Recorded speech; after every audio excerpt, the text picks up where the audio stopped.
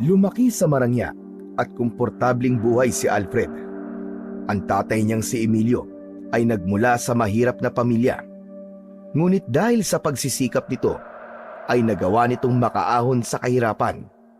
Nagmamay-ari ang pamilya ni Alfred ng malawak na nyugan, palaisdaan, manukan at taniman ng lansones at rambutan sa kanilang baryo. Isa lamang ang kapatid ni Alfred. Yun ay ang nakatatanda niyang kapatid na si Andres.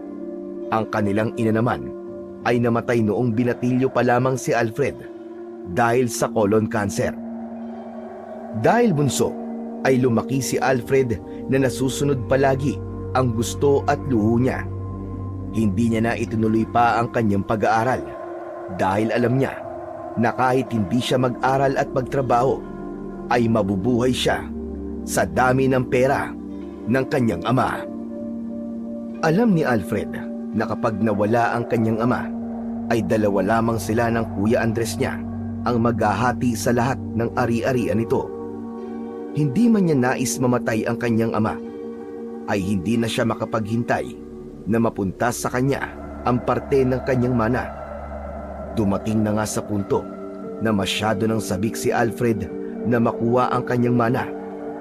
Nais niya nang malaman kung magkano ang perang makukuha niya dahil may balak siyang magtungo sa syudad at doon na manirahan. Gusto niya nang umalis sa baryo nila dahil alam niya na mas magandang mabuhay sa lungsod, lalo na kung marami siyang pera. Isang umaga, tahimik na nag-aalmusal sina Alfred at ang kanyang ama na si Emilio. Wala roon ang kapatid niya dahil nakabukod na ito at may sarili ng pamilya. Hindi mapakali si Alfred dahil kanina pa siya may nais na itanong kay Emilio at nag-iipon lang siya ng lakas ng loob. Alfred, iho, ayos ka lang ba? Kanina ka pa parang balisa dyan. May problema ka ba? Wala naman po, Papa. Ano kasi, may gusto lang po sana akong itanong sa inyo. Ano ba yon? Sige lang, magsalita ka. Papa, posible bang makuha ko na po ang mana ko? Natigilan si Emilio at mataman siya nitong tinitigan. Bumakas ang pagtataka sa mukha nito sa tanong na yon ng kanyang anak na si Alfred. Hindi pa posible yun, iho. Makukuha mo lang ang mana mo kapag wala na ako sa mundong ito. Teka, bakit mo nga pala naitanong yan? Mangyaring gusto ko po kasi magtayo ng sarili kong negosyo, Papa. Ayoko pong umasa sa inyo habang buhay. Matagal ko na po itong plano pero wala po akong budget kaya hindi ko magawa-gawa. Hindi ba pinapamahala ko na sa iyo ang manukan? Bakit hindi na lang yun ang hawakan mo? Mas magagabayan pa kita at ng Kuya Andres mo. Hindi ko po gusto ang manukan, Papa. Ang gusto ko, negosyo na ako mismo ang bubuo. Saka, hindi niyo po ba narinig ang sinabi ko? Ayoko nang umasa sa inyo, lalo na kay Kuya Andres. Panigurado na tutulong nga siya pero marami akong maririnig sa kanya na kung ano-ano. Ginagabayan ka lang ng kuya mo. Huwag mo sanang masamain yon. Pero matanong lang kita, ano bang negosyo ang iniisip mo? Isang construction business, Papa. Magsusupply ako ng mga construction material sa mga malalaking proyekto. Malaki ang kita sa ganun, lalo na kung sa Maynila ako itatayo ang negosyo ko. Natahimik si Emilio. Nahulog ito sa malalim na pag-iisip at dahil doon ay umasa si Alfred na papayag ito sa hiling niya. Iho, hindi simpleng bagay ang hinihingi mo. Alam ko naman yun, Papa. Pero isipin niyo na lang ang magagawa ko kapag nakuha ko ng mana ko. Hindi na ako masasabihan ng ibang kamag-anak natin na palagi na lang akong umaasa sa inyo. Kaya, Papa, ibigay niyo na sa akin ang mana ko kahit buhay pa kayo. Pag-iisipan kong sinabi mong yan, Alfred. Gaya ng sinabi ko, hindi simpleng bagay ang gusto mong gawin ko. Ano bang mahirap sa gusto ko, Papa? Ayaw mo ba na makita ang gagawin ko sa mana ko habang buhay pa kayo? Hayaan mo muna akong pag-isipan ng bagay na yan, anak. Kumain ka na at wag muna natin pag-usapan ang bagay na yan. Bad trip naman oh. Minsan na nga lang mag-request, hindi pa ibigay.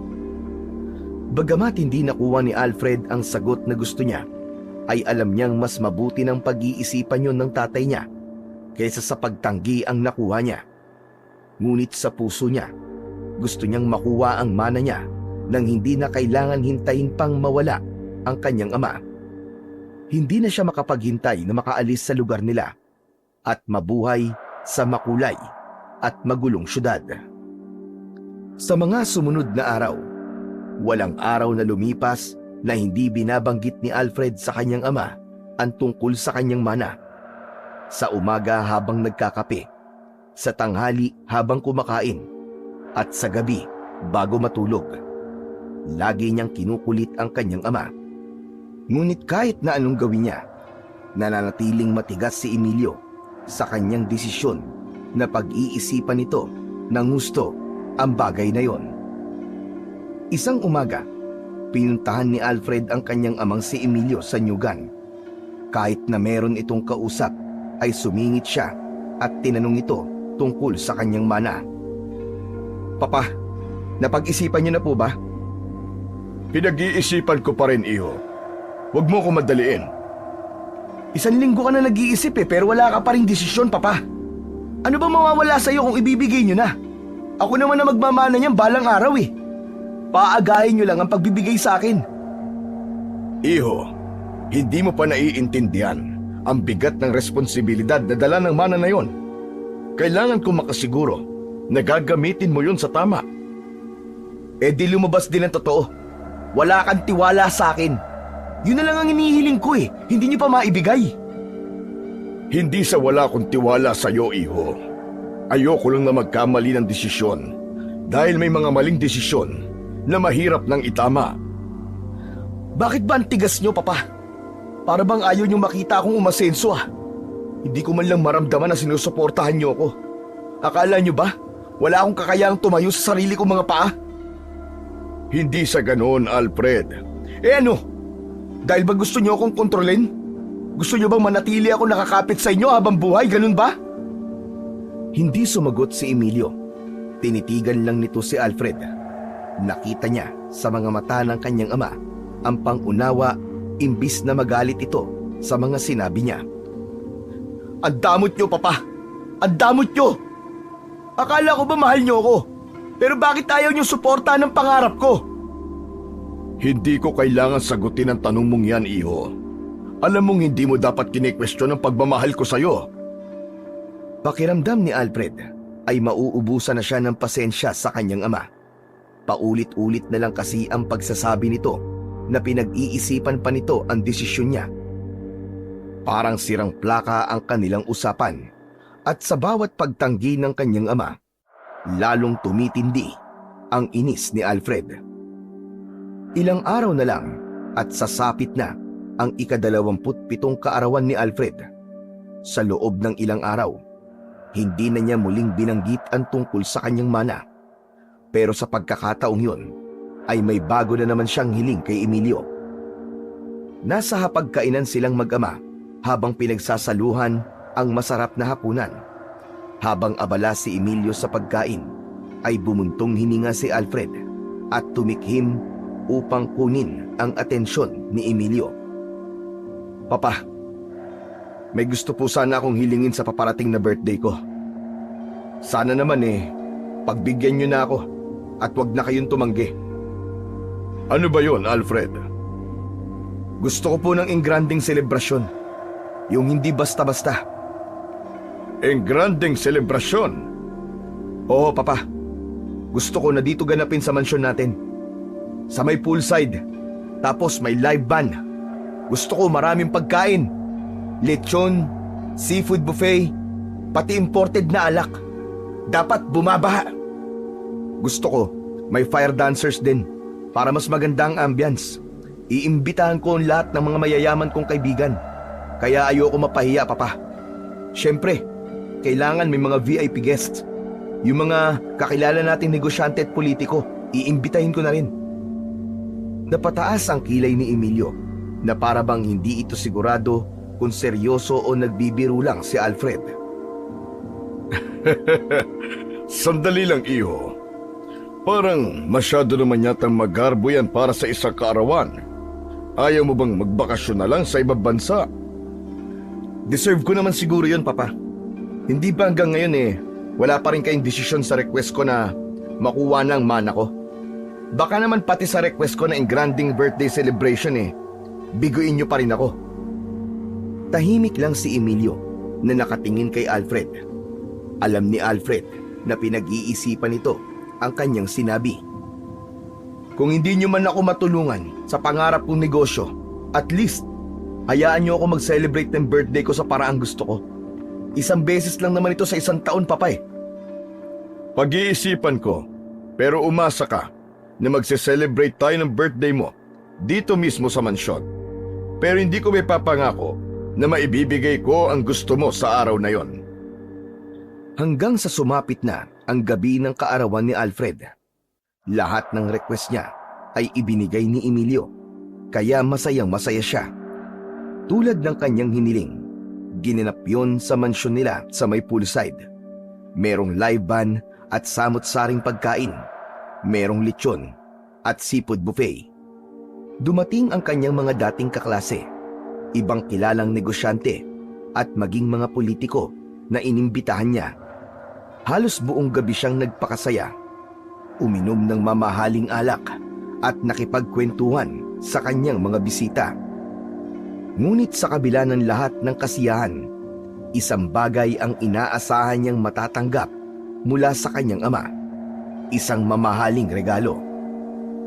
Habang papalapit na ang pagtatapos ng party, napansin ni Alfred na halos lahat ng bisita niya ay nakapagbigay na ng kanilang mga regalo. Ang iba ay nagbigay ng designer watches, mamahaling accessories at maging cash gifts. Ngunit ang kanyang ama, ni isang regalo ay wala siyang natanggap. Kaya naman mas lalong tumindi ang tampo ni Alfred sa kanyang amang si Emilio. Nang mag-alisan na ang huling grupo ng mga kaibigan ni Alfred, ay lumapit si Emilio sa kanya. Nakapamulsa ito at may seryosong ekspresyon sa muka. Ano, iho? Masaya ka ba sa naging birthday celebration mo? Oo naman, Papa. Pero wala ka pa palang regalo sa akin Kanina ko pa hinihintay May regalo ko sa iyo, anak. At ibibigay ko na sa iyo ngayon. Isang bagay na gustong-gusto mo. Agad na nagliwanag ang muka ni Alfred. Talaga, Papa? Ano pong regalo niyo sa akin? Sandali. Huwag mong sabihin yung gusto kong kotse ang regalo mo. Yung Lamborghini. Napailing si Emilio at hindi nito napigilang matawa ng bahagya. Hindi, anak. Hindi kotse ang regalo ko sa iyo. Ha? Yun lang naman po ang gusto ko ngayon Iho, pumapayag na akong ibigay sa iyo ng maaga ang mana mo. Napag-isipan ko na yon at nakapagdesisyon na ako na pagbigyan ka sa gusto mo, Alfred. Natigilan si Alfred. Saglit niyang inisip kung tama ba ang narinig niya mula sa kanyang ama. Sandali. Totoo ba yan, Papa? Oo, iho. Pero sana ay gamitin mo yon sa maayos. Huwag mong sayangin, anak. Pinaghirapan ko ang mana mo na yon para sa iyo at sa kapatid mo. Labis ang tuwa ni Alfred at hindi niya na napigilang mapangiti ng malaki. Sa wakas, makukuha na rin niya ang mana niya nang hindi na niya kailangan maghintay na mawala ang kanyang ama. Maraming salamat, Papa. Pero pwede bang i-convert mo na lang lahat sa pera para magamit ko na kagad sa negosyong gusto kong itayo? Kung yan ang gusto mo, ipapaasikaso ko na kagad sa abogado ang lahat para maibigay na sa iyo ang parte mo sa mana. Sa sobrang saya ni Alfred, niyakap niya ang kanyang ama. Isang bagay na matagal niya nang hindi ginagawa. Papa, maraming salamat talaga. Hindi niyo alam kung gaano niyo ako napasaya ngayon, Papa. Tumango lang si Emilio at hindi na ito nagsalita pa. Pero hindi yun pinansin ni Alfred. Ang mahalaga ay makukuha na niya ang kanyang mana at magagawa na niya ang kanyang gusto. Ilang araw matapos ang engranding selebrasyon ng birthday ni Alfred, sinabi ni Emilio sa kanya na pinoproseso na ng abogado ang paghahati ng mana at malapit na niyang matanggap ang kanyang bahagi. Labis ang tuwa ni Alfred sa balitang yon, ngunit hindi naging madali ang lahat. Nang malaman yon ng kanyang nakatatandang kapatid, agad itong tumutol at nagalit kay Emilio. Ayon sa kanyang kuya, kilala niya si Alfred bilang gastador at walang ingat sa paghawak ng pera. Ayon dito, ay sigurado ito na hindi magagamit ni Alfred ng tama ang mana nito. Ngunit buo na ang desisyon ni Emilio at anito ay may tiwala ito kay Alfred. Makalipas ang ilang buwan, natanggap na ni Alfred ang kanyang mana sa pamamagitan ng isang tseke na naglalaman ng milyong-milyong halaga. Halos hindi siya makapaniwala nang mahawakan niya yon. Agad siyang nagpunta sa bangko upang ideposito ang tseke sa kanyang account. Isang umaga, maagang nagising si Alfred. Masaya siya dahil alam niyang yun na ang huling araw niya sa bahay ng kanyang ama. Matapos ang mabilis na almusal, agad siyang nagtungo pabalik sa kanyang silid upang mag-impake. Kumuha siya ng ilang piraso ng mamahalin niyang damit, sapatos at ilang mahahalagang dokumento. Hindi niya balak magdala ng maraming gamit. Nasa bangko na ang kanyang pera at alam niyang kaya niyang bilhin ang kahit na anong kailangan niya pagdating niya sa Maynila. Habang bumababa siya ng hagdan, hawak ang kanyang maleta, ay nakasalubong niya si Emilio. Sandaling nagtagpo ang kanilang mga mata bago nagsalita ang kanyang ama. Iho, saan ka pupunta? Bakit ang laki naman yata ng dala mong maleta? Magbabakasyon ka ba? Pupunta na po ako sa Maynila, Papa. Oo nga pala. Sisimulan mo na ba ang negosyong sinasabi mo?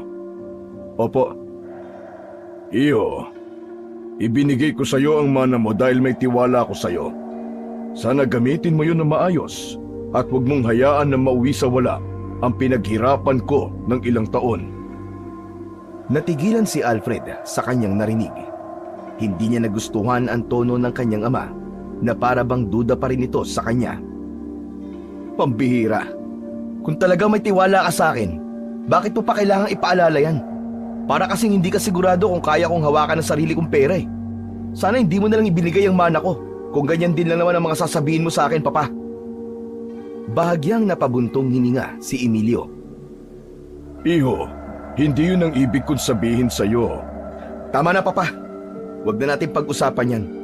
Kailangan ko na akong umalis. Hindi na hinintay pa ni Alfred na makapagsalita ang kanyang ama. Dire-diretso siyang lumabas ng bahay at hindi man lang lumingon. Hindi man lang niya naisipang magpaalam ng maayos sa kanyang amang si Emilio.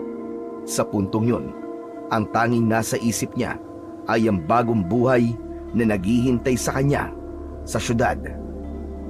Pagdating ni Alfred sa Maynila, agad siyang nabuhay ng marangyang pamumuhay. Bumili siya ng isang malaking bahay sa isang eksklusibong subdivision. Meron yung sariling swimming pool at pinuno niya ang kanyang garahe ng mamahaling sasakyan. Hindi siya nagdalawang isip na gumastos ng malaki sa mga mamahaling kasangkapan, branded na damit at mga alahas. Pakiramdam niya, sa dami ng perang nasa kanya, ay hinding-hindi niya yon mauubos. Sa halip na itayo ang negosyong sinabi ni Alfred sa kanyang ama, ay iginugol ni Alfred ang kanyang oras sa walang humpay na paglalakwatsa at paglustay ng pera. Nagpunta siya sa mga sikat na resort, nagbakasyon sa ibang bansa, at namuhay na parang isang hari. Madalas siyang sumasali sa high-stakes na sugal, at kahit palaging talo, ay hindi niya alintana ang nawawalang pera sa kanya. Naging bahagi ng kanyang gabi-gabing buhay ang pagpunta sa mga mamahaling bar kasama ang mga bago niyang kaibigan, na gaya niyang happy-go-lucky at mahilig sa luho. Umaga na siya kung umuwi.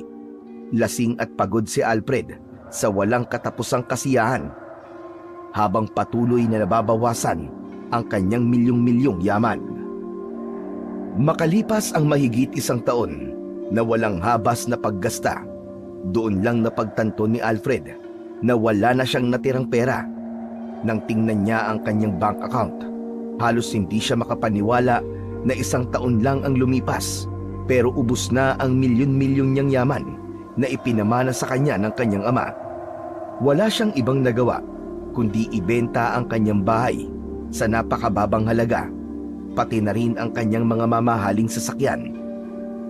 Ngunit sa halip na gamitin ang perang kanyang napagbentahan upang bumangon muli, ay nilustay niya rin yun sa sugal, bisyo at mga walang kwentang bagay, hanggang sa tuluyan na siyang nawalan ng kahit na isang kusing. Nang tuluyang maubusan ng pera si Alfred, ay lumapit siya sa mga kaibigan niya na kasama niyang nagwaldas ng kanyang pera. Ngunit isa-isang tumanggi ang mga yon na parang hindi siya kilala. Naisip niyang bumalik sa kanyang ama, ngunit hindi niya yun nagawa kagad dahil sa matinding hiya. Alam niyang binigo niya ito at sinayang ang tiwalang ibinigay nito sa kanya. Kaya't sa huli, nang mawalan na siya ng matutuluyan, ay nagising na lang siya isang araw na natutulog na sa bangketa. Doon na niya napagtanto na wala na siyang ibang pagpipilian kundi ang umuwi. Labis siyang nagsisi sa kanyang naging desisyon, at ang tanging hiling niya na sa kanyang pagbabalik ay matatanggap pa rin siya at mapapatawad ng kanyang ama. Dahil sa kawalan ng pera, ay gumawa si Alfred ng paraan upang makauwi sa kanilang bahay. Nakisuyo siya sa isang driver ng truck na papunta sa parehong direksyon kung saan naroon ang kanilang bayan, na baka pwedeng makisabay siya. At sa awa ng driver, ay pumayag itong makisakay sa likod ng truck kasama ang mga panindang gulay. Kahit hindi komportable, mas pinili ni Alfred na tiisin yun kaysa maglakad ng malayo. Ngunit sa kalagitnaan ng biyahe, bigla na lang tumigil ang truck sa isang liblib na daan. Nasiraan yun, at ayon sa driver, ay hindi yun kagad maayos. Walang nagawa si Alfred kundi bumaba at maglakad kahit gabi na. Sana naman may dumaan na sasakyan at pumayag na makisakay ako. Malas talaga. Bakit kasi nasiraan pa yung truck na yun eh? Habang naglalakad sa kalsadang napapaligiran ng kakahuyan, ay nakaramdam ng antok si Alfred. Dahil wala siyang makitang kabahayan, ay nagdesisyon siyang matulog sa ilalim ng isang malaking puno. Sa pag-aakalang ligtas siya, ipinikit niya ang kanyang mga mata at hinayaan ang pagod na dalhin siya sa mahimbing na pagtulog. Ngunit ilang saglit lang ang lumipas, ay nagising si Alfred sa tunog ng mga yabag sa paligid. Nang idilat niya ang kanyang mga mata, napanganga siya sa takot dahil nakapaligid sa kanya ang ilang nilalang na may mahahabang kuko, matutulis na pangil at mapupulang mga mata. Mga aswang ang mga yon. Mabilis siyang bumangon at tinangkang tumakbo, pero masyadong marami ang mga aswang. Sinubukan niyang lumaban, ngunit isang matandang lalaking aswang ang lumapit sa kanya at hinipan siya ng pulbos sa kanyang muka. Nalanghap niya ang pulbos at sa isang iglap lang ay biglang lumabo ang kanyang paningin. At bago pa niya maunawaan ang nangyayari, ay bumagsak na ang kanyang katawan sa lupa. Ang huling bagay na naaalala niya bago siya tuluyang mawalan ng malay ay ang malademonyong halakhak ng matandang aswang na unti-unting lumapit sa kanya. Umaga na nang muling nagkamalay si Alfred, at ang unang naramdaman niya ay ang matinding kirot sa kanyang ulo. Napapikit siya saglit at hinayaan niyang mawala ang pananakit ng kanyang ulo, at saka siya tuluyang dumilat. Tumingin siya sa paligid at doon niya napagtanto na nasa loob siya ng isang kulungan na yari sa makapal at matitibay na kawayan. Nakatayo ang kulungan sa malawak na lupa, at may iba pa roong kulungan na may mga tao ring nakakulong. May mga tao siyang kasama sa kulungan, mga matatanda, lalaki, babae, at kahit mga bata. Lahat ay may takot at pagod sa mga muka. Mabilis na bumangon si Alfred at lumapit sa gilid ng kulungan. Malakas niya yung niyugyug, ngunit hindi niya yun nagawang sirain. Muling sinubukan ni Alfred na sirain ang kulungan at sinipa pa niya yun, ngunit hindi natinag ang kulungan hanggang sa nagsimula na siyang sumigaw. "Tulungan niyo ako! Tulungan niyo ako! Palabasin niyo ako rito!" Ngunit walang sino man ang sumagot. Tahimik lang ang lahat ng tao na naroon na nakatingin sa kanya, na para bang tinakasan na ng pag-asa ang mga ito. Sa inis at takot, muli niyang sinubukang yugyugin ang kulungan, ngunit isang boses ng batang lalaki ang pumigil sa kanya. Huwag mo nang sayangin ang lakas mo, kuya. Mamaya, kakailanganin mo yan. Napatingin si Alfred sa nagsalita. Isang payat na batang lalaki na sa tingin niya ay 10 taong gulang ang nakita niyang nakaupo sa isang sulok. Madungis ito at mukhang matagal nang hindi nakakakain ng maayos. Lumapit si Alfred sa bata dahil yun lamang ang nagsalita sa dami ng mga taong kasama niya sa kulungan. "Anong lugar ba to, Toy? Nasaan ako?" Nasa lugar ka kung saan mga aswang ang namumuno at tayo mga tao ang mga alipin nila. Magsasalita pa sana si Alfred, ngunit hindi niya na yun nagawa nang makita niyang may mga lalaking papalapit sa kulungan. Sa unahan ng mga lalaki ay may isang lalaki na matangkad. Kayumanggi ang balat at ang katawan ay malaki at maskulado. Malamig ito kung tumingin at seryoso ang muka. Tumigil ang lalaki sa harap ng kulungan at tumingin ng diretso kay Alfred. Ikaw ba ang bagong biyag dito? Anong pangalan mo? Alfred. Ako si Alfred. Ako naman si Macario. Ako ang supremo o pinuno ng mga aswang sa lugar na ito. Pakawalan mo ako rito! Ayoko dito! Pakawalan mo ako rito! Lahat ng taong nandito sa aking kuta ay pagmamayari ko na. At may mga patakaran sa lugar na ito. Kaya't kung gusto mong mabuhay, matutok at sumunod. Dito, hindi libre ang pagkain. Kailangan mo magtrabaho para mabuhay. Kung hindi ka kikilos, mamamatay ka sa gutom. At isa pa, huwag mo nang tangkain pa tumakas. Dahil sa oras na mahuli ka, paparusahan kita sa paraang hindi mo pa nararanasan sa buong buhay mo.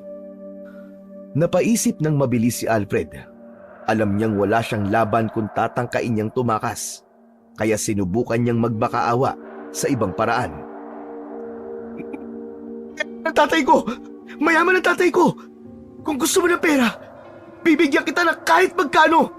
Basta palayain mo lang ako dito! Maawa ka na!" Wala akong pakialam sa pera. Hindi pera ang nagpapagalaw ng mundo rito. Kaya walang silbi sa akin kahit gaano pa karami ang perang meron ka.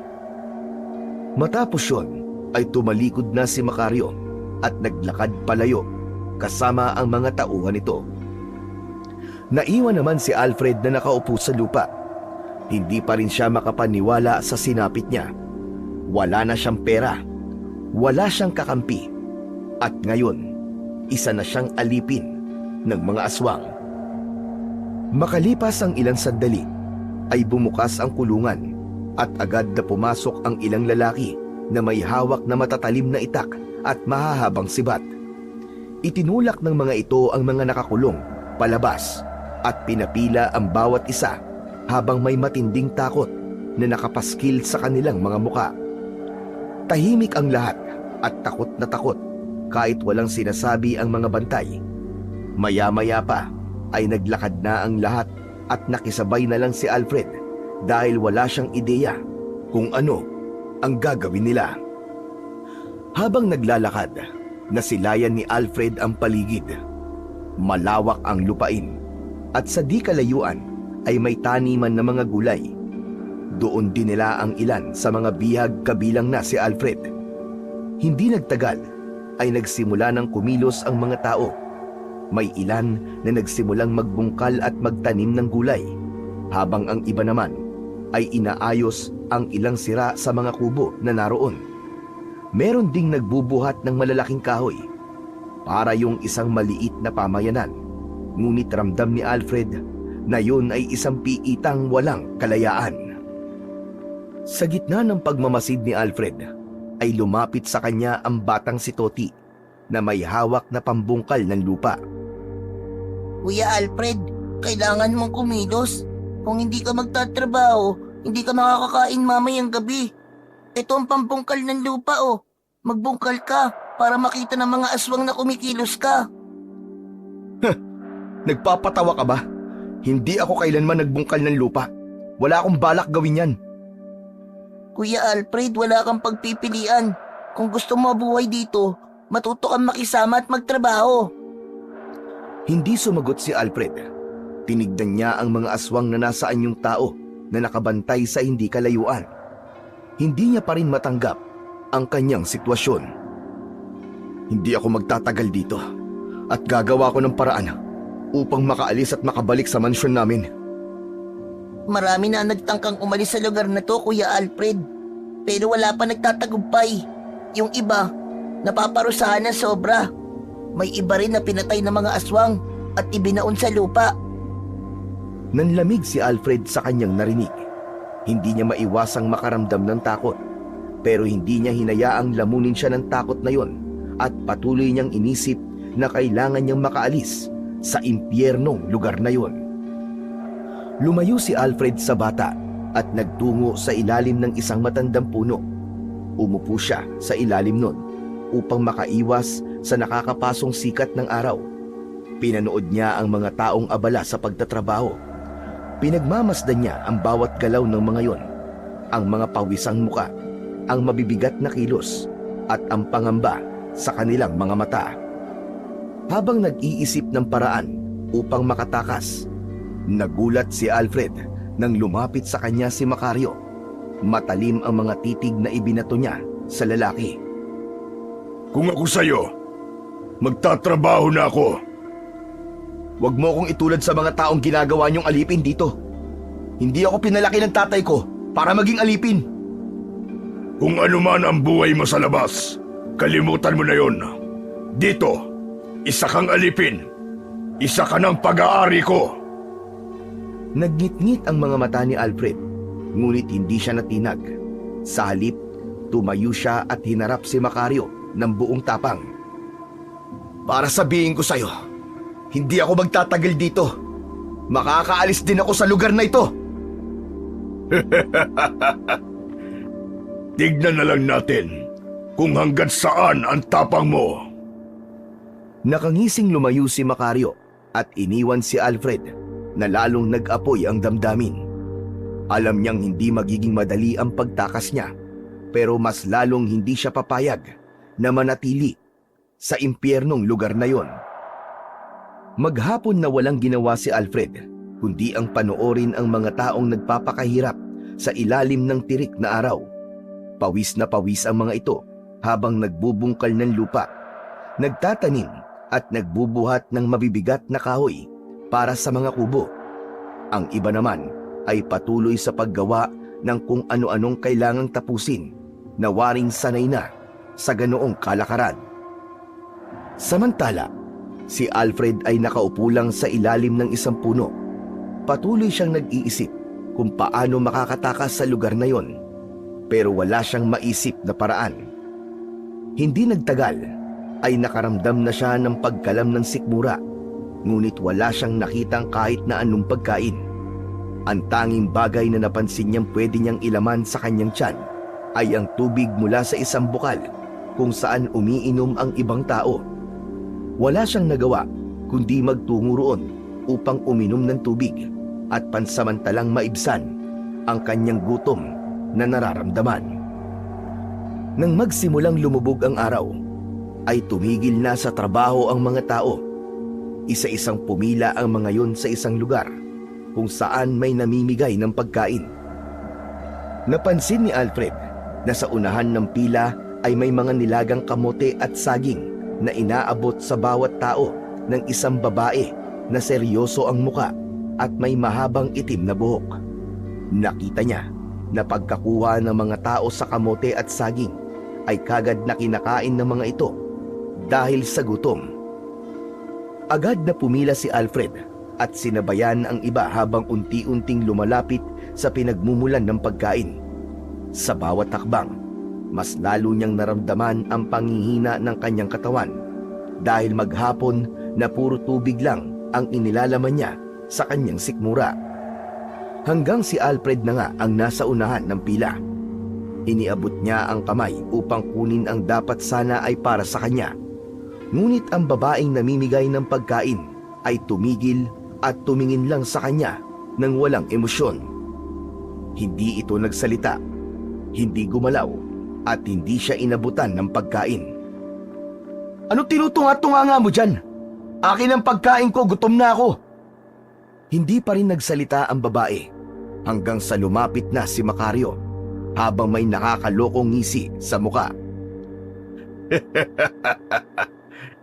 Wala kang matatanggap na pagkain ngayong gabi. Tiisin mo ang gutom. Ano? Pero gutom na ako. Bakit sila lang ang binibigyan nyo? Hindi ka nagtrabaho maghapon, hindi ba? Sinabi ko na sa'yo na magtrabaho ka, pero pinili mo pa rin na manatili sa ilalim ng puno upang magpahinga. Nakikita namin ang bawat kilos nyo rito, kahit marami kayo. Wala kayong karapatan na gutumin ako.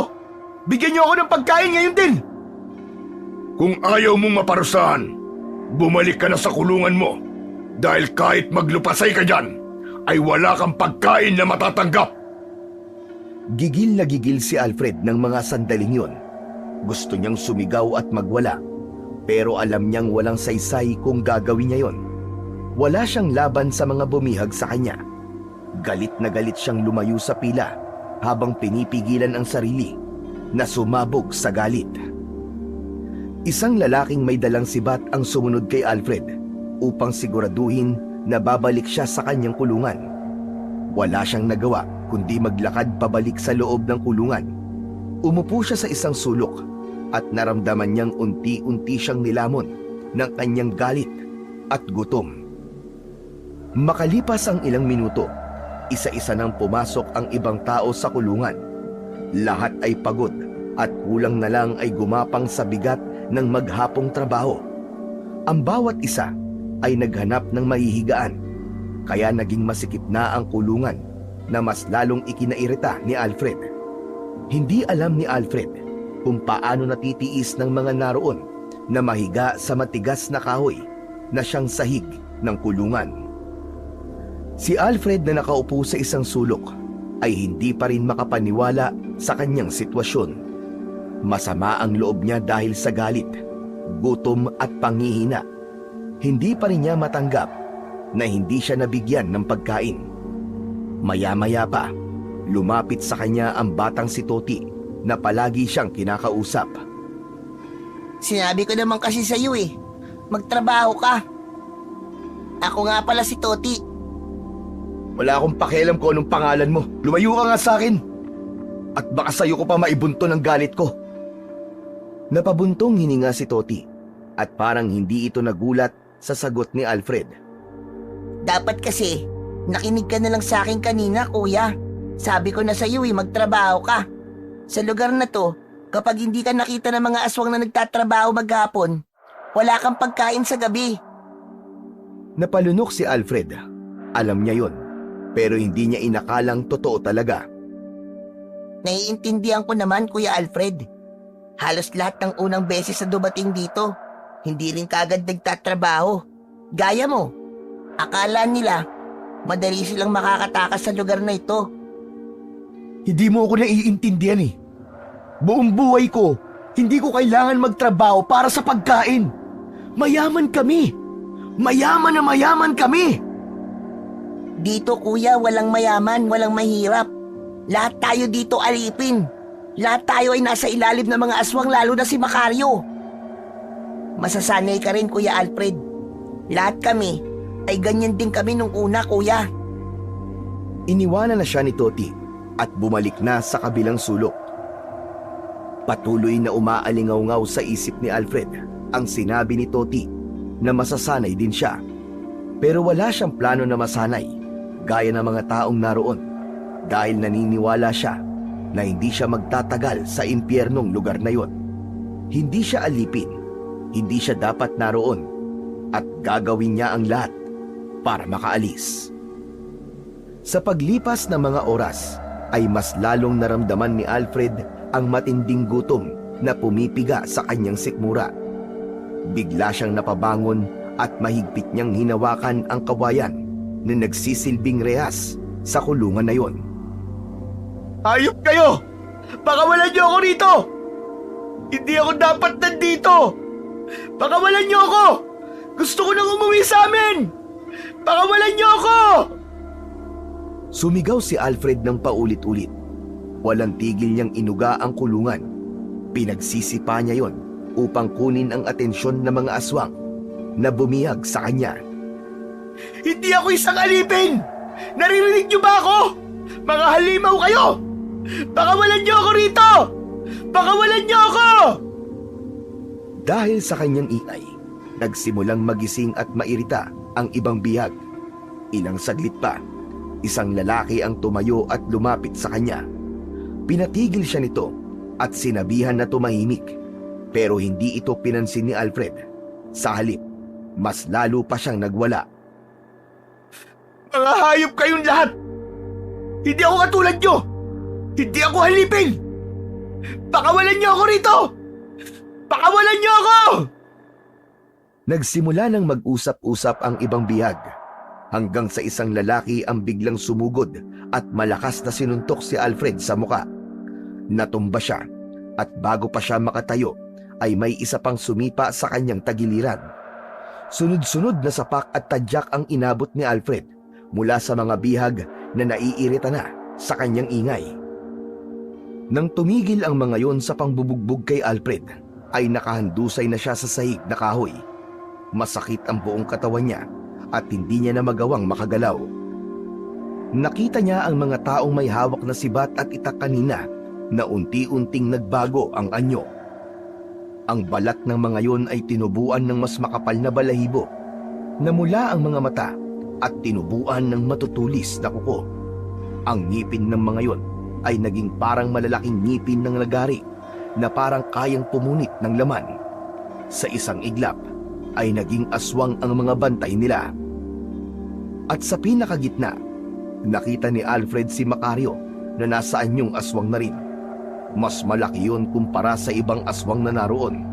Maya-maya pa ay mabilis na umalis ang mga aswang hanggang sa naglaho na ang mga yon.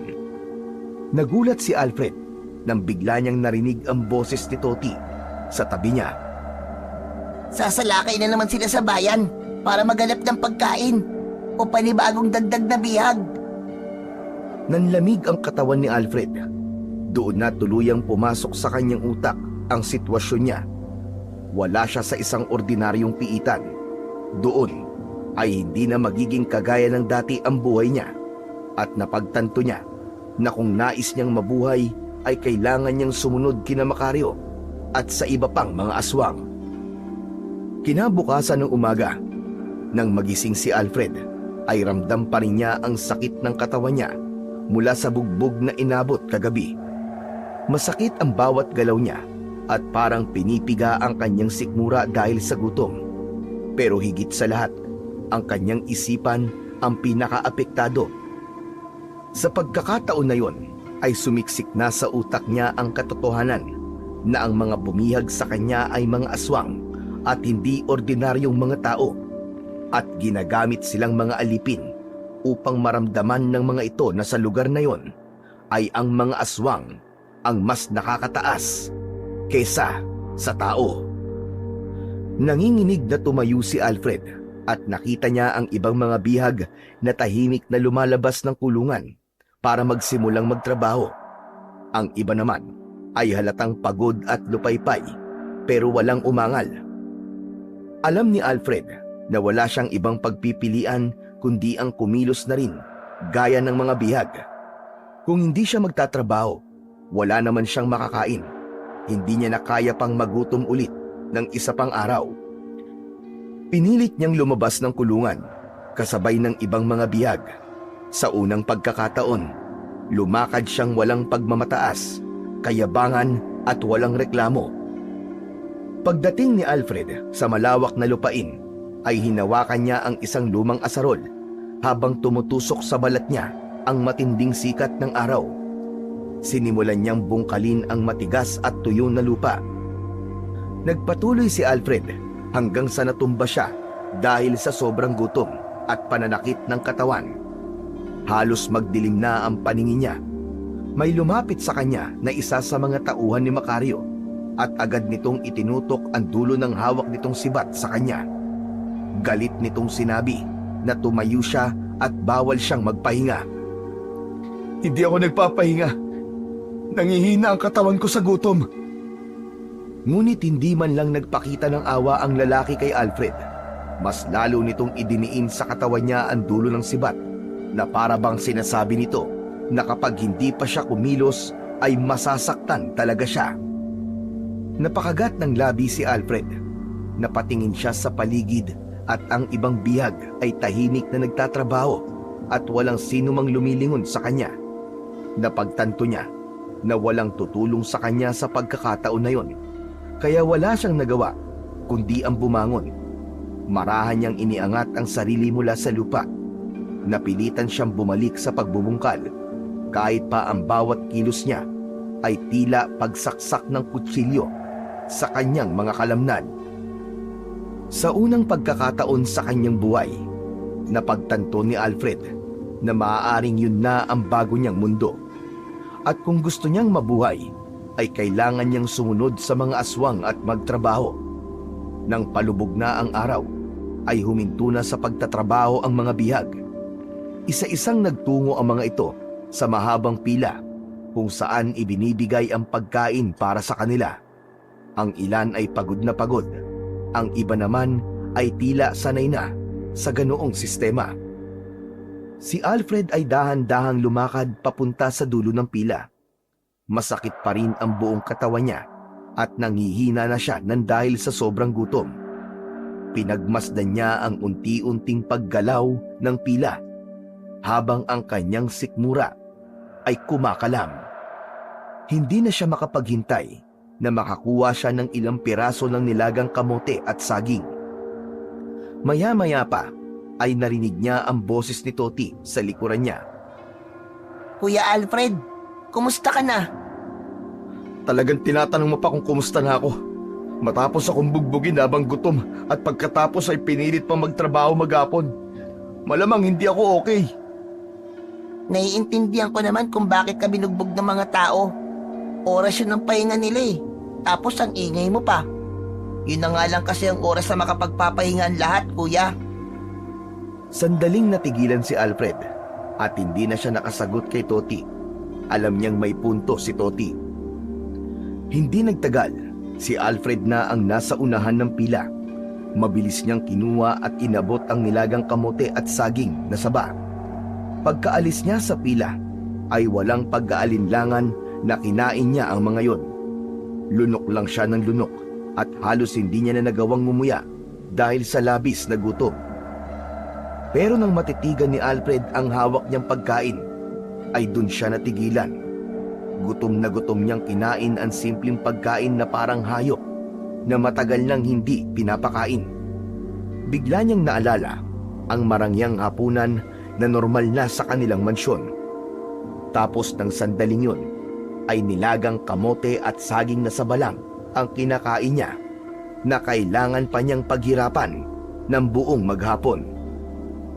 Napakagat ng labi si Alfred at pilit niyang pinigilan ang pangingilid ng luha sa kanyang mga mata. Pero huli na dahil unti-unting bumagsak ang mga luha sa kanyang pisngi. Kasalanan ko. Kasalanan ko to kung bakit ako nagkaganito. Ako may kasalanan. Nanginginig niyang tinuloy ang pagkain habang ang bigat ng katotohanan ay tuluyan ng bumalot sa kanya. Napagtanto niya na yun na ang kanyang karma. Kung ginamit niya lang sana sa tama ang perang namana niya ay baka wala siya sa lugar na yon. Habang ninunguya ni Alfred ang huling piraso ng saging, ay sinabi niya sa kanyang sarili na kailangan niya ng sumunod sa mga aswang upang palagi siyang may mailalaman sa kanyang nagugutom at kumakalam na sikmura.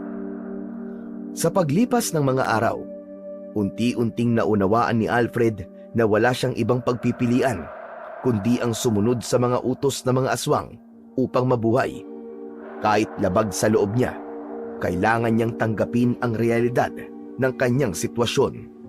Na sa lugar na yon, wala siyang halaga maliban kung magtatrabaho siya. Araw-araw niyang pinilit ang sarili na bumangon mula sa matigas at malamig na sahig ng kulungan upang sumabay sa ibang mga biyag sa pagtatrabaho. Madalas siyang inuutusan na magbungkal ng lupa gamit ang isang lumang asarol, maghakot ng kahoy mula sa kagubatan, o magdala ng malalaking tapayan ng tubig mula sa isang bukal sa hindi kalayuan. Sa bawat araw na lumilipas, pakiramdam niya ay lalo siyang nababaon sa bangungot na hindi niya kailanman inakalang mangyayari sa kanya. Tuwing gabi, natuto si Alfred na makibagay sa mga tao sa kulungan. Hindi na siya nag-iingay o nagrereklamo gaya ng unang gabi niya roon. Napansin niyang ang karamihan sa mga bihag ay tahimik lamang at walang sinuman ang naglalakas loob na magsalita ng kahit na ano tungkol sa pagtakas o pag-aaklas. Para bang lahat ng naroon ay tuluyan ng nawalan ng pag-asa.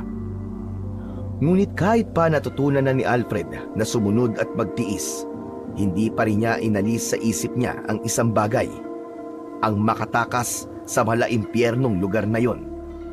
Alam niyang imposibleng gawin yon ng pabigla-bigla. Kailangan niyang maging matyaga at maghintay ng tamang pagkakataon. Sa panahon na yon ay naisip niya na mas tama na magtiis na muna siya. Isang gabi, nakaupo si Alfred sa isang sulok ng kulungan. Tahimik niyang pinagmamasdan ang paligid. Hindi niya naiwasang isipin ang mga maling desisyong nagdala sa kanya sa impyernong yon. Naalala niya kung paano niya sapilitang kinuha ang kanyang mana mula sa kanyang ama. Ang pag-alis niya sa kanilang bahay na puno siya ng yabang at tiwala na kaya niyang mabuhay mag-isa nang hindi umaasa sa kanyang pamilya. Sinayang niya ang lahat ng perang nakuha niya.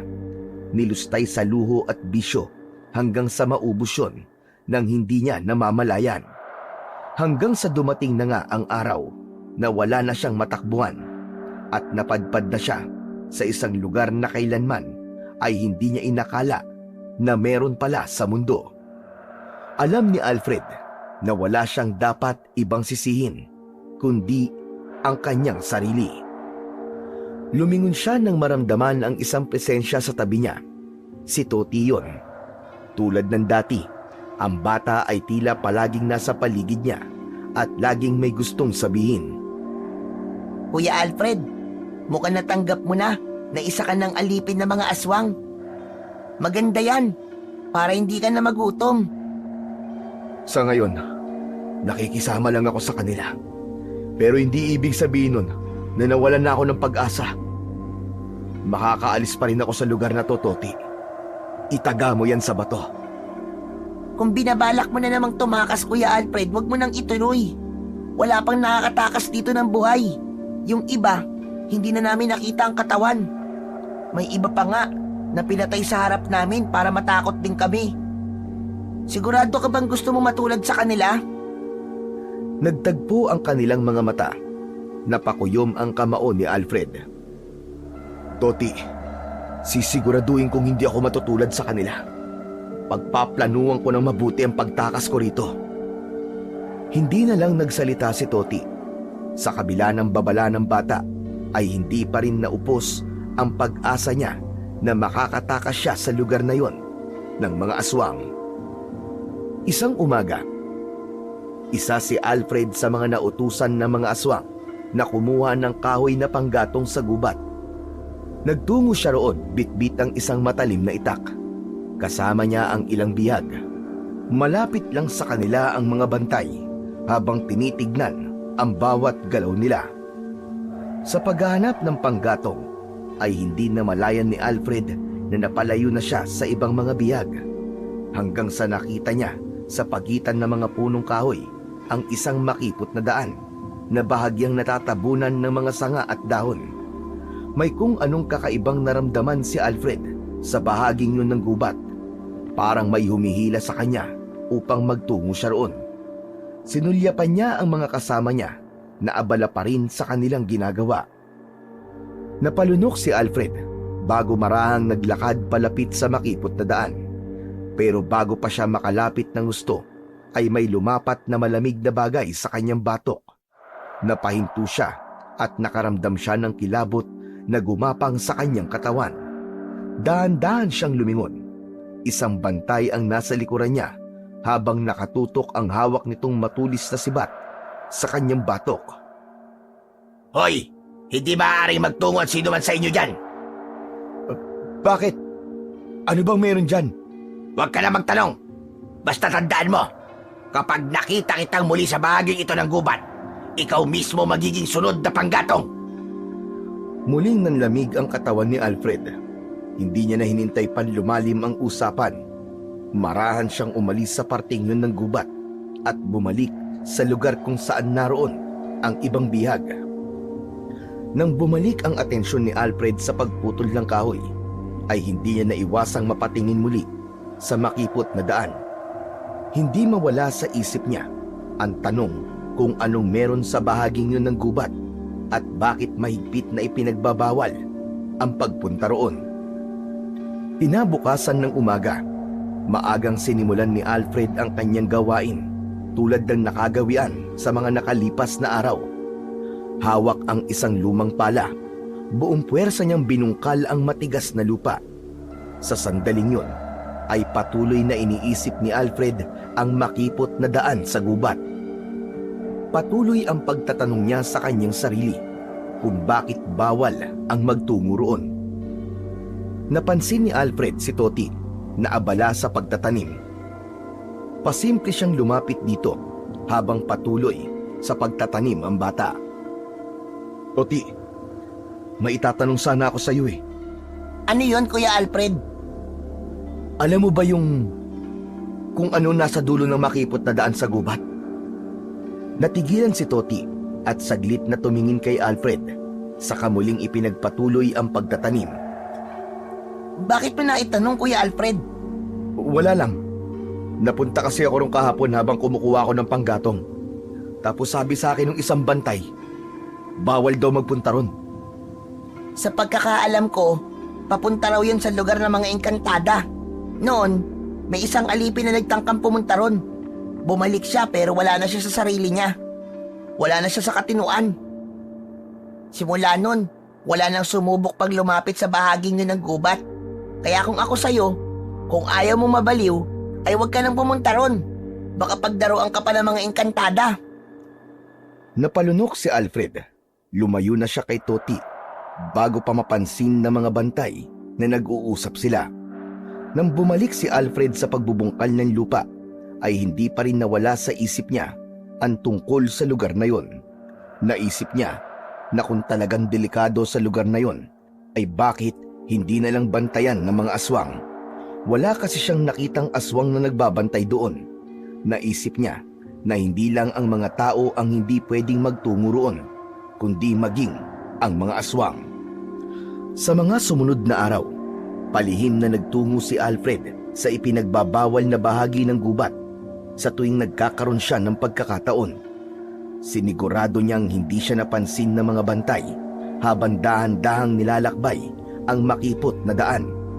Sa bawat takbang ay tumitindi ang kaba sa kanyang dibdib, pero hindi niya yun pinansin dahil determinado siyang alamin ang sikreto ng lugar na yon. Ngunit sa dulo ng daan, isang malalim na bangin lamang ang bumungad sa kanya. Walang tulay, walang daan sa kabila. Habang lumilipas ang mga araw, patuloy niyang pinagmamasdan ang kilos ng mga aswang. Tuwing gabi ay palaging umaalis ang mga yon kasama si Macario upang magtungo sa iba't ibang bayan para umatake. Napagtanto ni Alfred ang isang bagay at yun ay hindi sila pinapatay ng mga aswang, hindi dahil sa awa, kundi dahil kailangan sila ng mga ito sa lugar na yon. Sila ang mga aliping nagpapanatili ng pamumuhay ng mga aswang at ang nagpapalakas ng kanilang komunidad. Isang umaga, habang abala si Alfred sa pagtatanim ng binhi ng gulay, ay naramdaman niyang may lumapit sa kanya. Isang anino ang tumakip sa liwanag ng araw, dahilan upang mapatingala siya. Doon ay nakita niya si Macario na nakatayo sa kanyang harapan. Magandang umaga, Macario. Ikinalulugod kong makita kang ganito, Alfred. Mukhang natanggap mo na ang buhay mo rito. Malayong malayo ka na kumpara sa unang araw mo rito. Wala naman akong ibang pagpipilian, hindi po ba? Naisip ko po na wala namang mabuting mangyayari sa akin kung manlalaban ako at hindi susunod sa mga utos nyo. Gusto ko ang sinabi mo. Tandaan mo, kung mananatili kang masunurin, mabubuhay ka rito na matagal. Mas madali ang buhay dito para sa mga taong marunong sumunod. Ipagpatuloy mo lang yan. Sige na. Ipagpatuloy mo ang iyong ginagawa. Hindi na sumagot si Alfred at yumuko na lang. Muli niyang itinuon ang pansin sa kanyang gawain. Hindi nagtagal ay tumalikod na si Macario at naglakad na palayo. Muling nag-angat ng muka si Alfred at unti-unting tumalim ang mga mata niya habang pinagmamasdan ang papalayong figura ng supremo ng mga aswang. Pagsapit ng gabi, sa loob ng kulungan, isang kakaibang katahimikan ang bumalot sa mga bihag. Maya-maya pa ay nagulat si Alfred nang marinig niya ang pag-iyak ng ilan sa mga bihag. Ang iba naman ay mahigpit na nakayakap sa kanilang sarili habang nanginginig sa takot. Mula sa kanyang kinauupuan ay tumayo si Alfred at lumapit siya kay Toti na tahimik na nakaupo sa tabi ng rehas na kawayan. Maging ang bata ay malungkot. Toti! Toti, ano nangyayari? Bakit balisa silang lahat? Bakit sila nag-iiyakan? Hindi sumagot si Toti. Tumingala ito sa kalangitan. Sinundan ni Alfred ang tingin nito at doon niya napansin ang isang bagay na hindi niya agad binigyan ng pansin kanina. Bilog ang buwan. Isang napakaliwanag at perpektong bilog na buwan ang nasa madilim na kalangitan.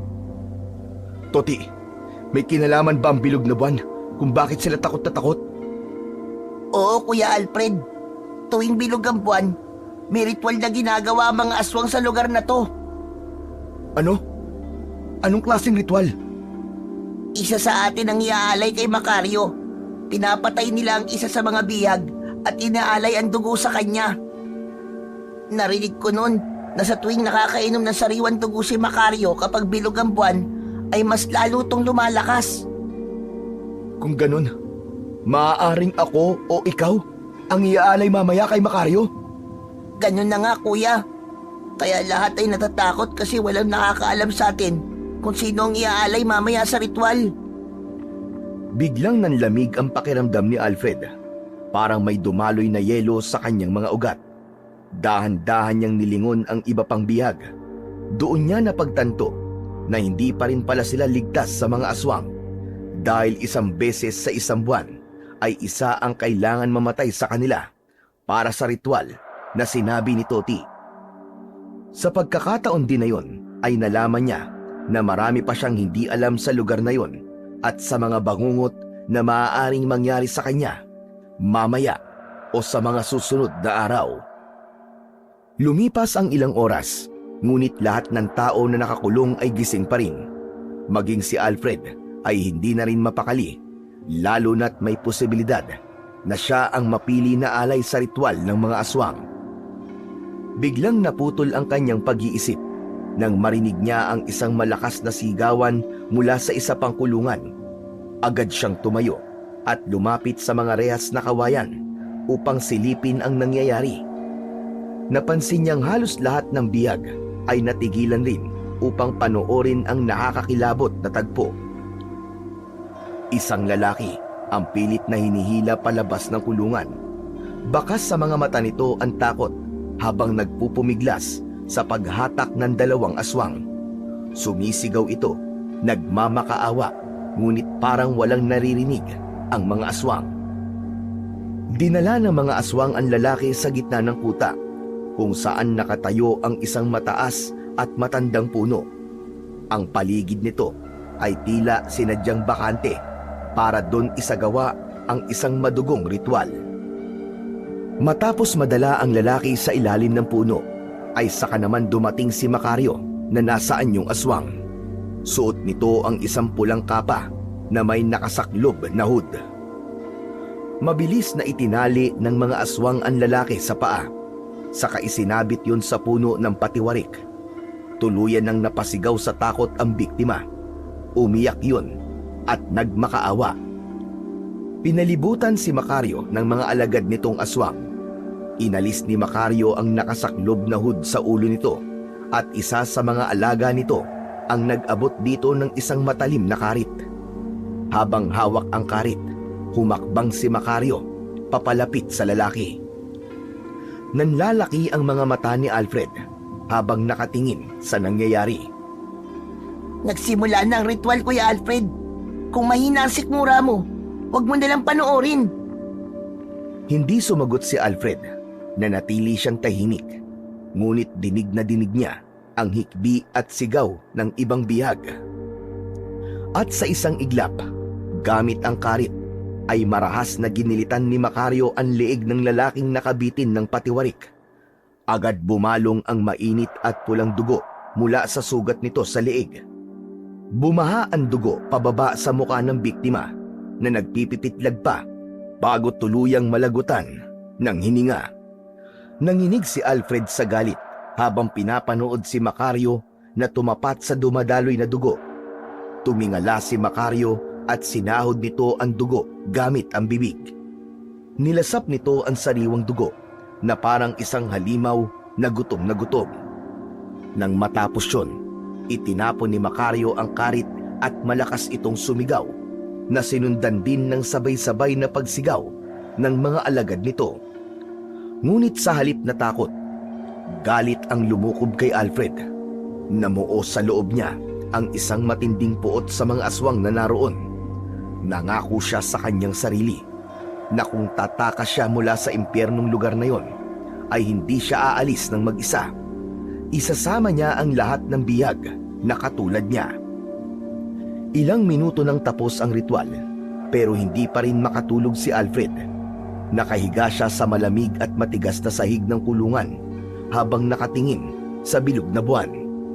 Umaalingaw-ngaw pa rin sa kanyang isipan ang nakakatindig balahibong sigawan at iyakan mula sa ritual kanina. Paulit-ulit niyang naaalala ang pagtilamsik ng dugo at ang malagim na eksena kung saan nilasap ni Macario ang dugo ng isang inosenteng bihag. Maya-maya pa, unti-unting bumigat ang talukap ng mga mata niya hanggang sa tuluyan na siyang nakatulog at dinala siya ng kanyang diwa sa isang panaginip. Sa panaginip ni Alfred ay naglalakad siya sa gubat.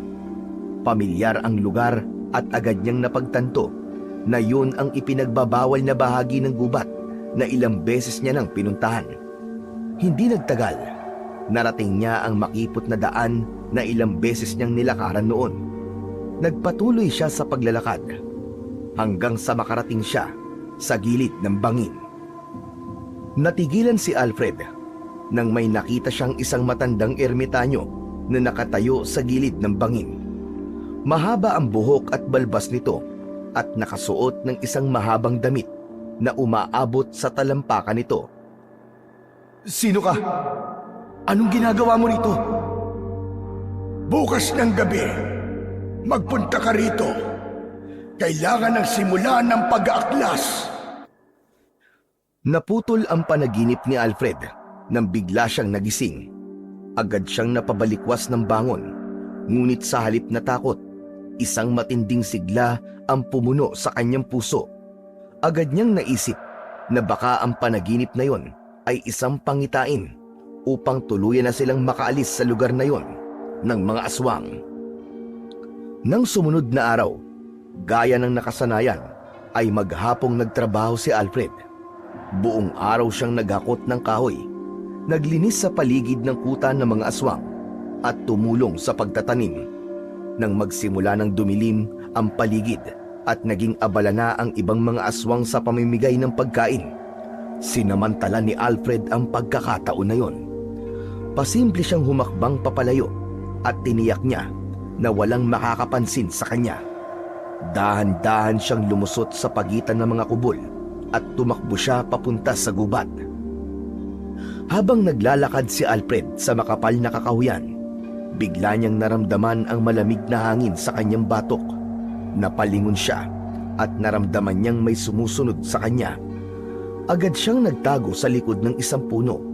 Sa lupa, napansin niya ang isang sanga na may matulis na dulo. Dinampot niya yon at naghintay siya ng tamang pagkakataon upang umatake. Narinig ni Alfred ang papalapit na mga yapak. Isang anino ang gumalaw sa kanyang harapan. Sa isang mabilis na kilos, lumabas siya mula sa likod ng puno at itinutok ang matulis na sanga sa taong sumusunod sa kanya. Nanlaki ang mga mata niya nang makita si Toti. Kuya Alfred, huwag mo akong sasaktan! Ako to, si Toti! Toti, anong ginagawa mo rito? Nakita kasi kitang umalis kanina habang namimigay ng pagkain. Saan ka ba pupunta? Kapag may aswang na nakakita sa'yo, sigurado mapaparusahan ka. At kapag minalas-malas ka, baka patayin ka nila. Toti, kailangan ko magpunta sa ipinagbabawal na lugar dito sa gubat. May kutob ako naroon ng sagot kung paano tayo makakalaya rito. Kuya, alam mo ba kung gaano kadelikado ang gagawin mo? Bukod sa baka mahuli ka ng mga aswang, baka paglaruan ka pa ng mga engkantada. Wala na makakapigil sa akin, Toti. Ito na lang ang natitira nating pag-asa. Kaya bumalik ka na rin sa kuta, bilisan mo. Sige na, pabayaan mo na ako sa gusto kong gawin. Hindi ako babalik doon nang hindi ka kasama, kuya. Ang kulit naman. O sige. Alam ko naman na hindi kita mapipilit. Ganito na lang. Magbantay ka na lang dito. Kapag may nakita kang aswang, sumigaw ka kagad, ha? Umango si Toti at nagtago sa likod ng puno habang si Alfred naman ay nagpatuloy sa kanyang paglalakad. Tinaak niya ang makipot na daan hanggang sa makarating siya sa bangin. Doon ay nakita niya ang matandang ermitanyo na nakita niya sa kanyang panaginip. Nakatalikod yon sa kanya. Maya-maya pa ay marahang yung humarap sa kanya. Ikaw, hindi ako maaaring magkamali. Ikaw ang ermitanyong nakita ko sa panaginip ko. Masaya ako na nakuha mo ang mensaheng ibinigay ko sa iyo sa pamamagitan ng panaginip, Alfred.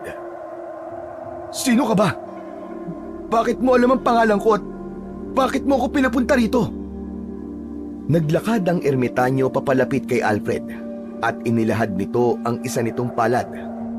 Doon ay may isang kakaibang kwintas na may kakaibang palawit. Ang palawit ay parang buto ng isang prutas o halaman, ngunit hindi matukoy kung ano ito. Itim ang kulay nun at maraming pahalang na guhit. Oblong ang hugis nun, ngunit matulis ang magkabila ang dulo. Inilahad ni Alfred ang kamay niya at inilagay naman ng ermitanyo doon ang kwintas. Ano ho ito, Tatang? Yan ang mutya ng salsagan kalog. Mas makapangyarihan yan dahil binasbasan yan ng mga engkantada na narito sa gubat. Nais kong ipagkatiwala yan sa'yo. Teka, bakit mo to binibigay sa akin? Anong kayang gawin ito? Kapag isinuot mo yan, mapapalakas niya ng iyong katawan, lalakas ang iyong pandinig, at mas bibilis ang iyong pagkilos. Ngunit higit sa lahat, mabibigyan kanya ng tapang na pangunahan ang pag-aaklas laban sa mga aswang. Napatitig si Alfred sa mutya. Desperado na siyang makatakas at mailigtas ang lahat ng bihag na naroon. Kaya kahit hindi siya sigurado kung totoo ang sinabi ng ermitanyo sa kanya, ay kumapit na lang siya sa sinabi nito tungkol sa mutya. Walang pagdadalawang isip na isinuot niya yon sa kanyang leeg. Agad na naramdaman ni Alfred ang kakaibang enerhiya na dumaloy sa buong katawan niya. Para siyang binuhusan ng apoy sa loob. Biglang lumiwanag ang kanyang paningin at tumalas din ang kanyang pandinig. Nakita ng mga engkantada na ikaw ang karapat-dapat na magmay-ari ng mutya ng Salsagang Kalog, Alfred. Sana magtagumpay ka na mapalaya ang mga bihag ng mga aswang. Salamat, Tatang. Iparating niyo rin po sa mga engkantada ang pasasalamat ko. Pero kailangan ko na pong umalis. Baka makahalata na ang mga aswang na wala ako sa kuta nila. Walang problema, Alfred. Sige na, humayo ka na. Tumalikod na si Alfred sa ermitanyo. Ngunit bago pa siya makalayo, ay naisip niyang itanong sa ermitanyo kung paano niya mapapagana ang mutya ng Salsagang Kalog. Ngunit sa kanyang paglingon ay wala na roon ang ermitanyo. Imposibleng mawala yun ng ganong kabilis, kaya napagtanto niyang mahiwaga ang ermitanyo na kanyang nakausap. Mabilis na bumalik si Alfred sa pinagtaguan ni Toti. Nang makita siya ni Toti, agad itong tumayo at lumapit. Akala ko kung ano na nangyari sa'yo, kuya. Ang tagal mo. Tara na, Toti. Kailangan na natin bumalik sa kuta. Bilisan natin! Hinila ni Alfred sa braso si Toti at mabilis silang tumakbo pabalik sa kuta ng mga aswang. Habang tumatakbo, ay nagtanong pa rin si Toti. Ano ba nangyari doon, kuya? May nakita ka ba? Malapit na tayo makalaya, Toti. Makakabalik na tayo sa mga pamilya natin. Ano? Paano? Nakuha ko ang isang bagay na magiging susi natin para makalaban sa mga aswang. Ano? Anong bagay yung kuya? Saka na ako magpapaliwanag sa'yo. Bilisan na natin. Ano ba yan, kuya? Nakakabiting ka naman eh. Hindi na ito pinansin ni Alfred. Ang nasa isip niya ay ang makabalik na kagad sila sa kuta bago pa may makapansin sa kanilang pagkawala. Ilang saglit pa, natanaw na nila ang kuta ng mga aswang.